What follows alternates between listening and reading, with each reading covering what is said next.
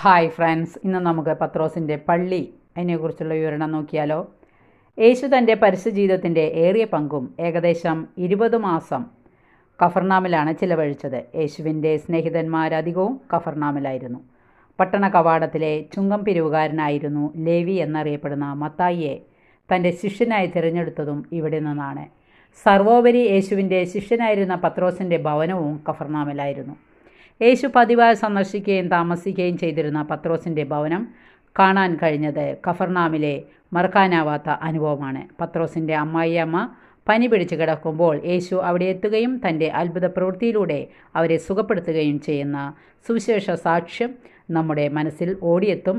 ഈ വേളയിൽ പത്രോസിൻ്റെ വീടിരുന്ന സ്ഥലത്ത് വളരെ മുമ്പ് ക്രിസ്ത്യാനികൾ ഒരു ദേവാലയം നിർമ്മിച്ചിരുന്നു. അതാണ് പത്രോസിൻ്റെ പള്ളി എന്നറിയപ്പെടുന്നത്. പള്ളിയെക്കുറിച്ച് അടുത്ത വീഡിയോയിൽ കാണുന്നതാണ്. Okay, thank you, by.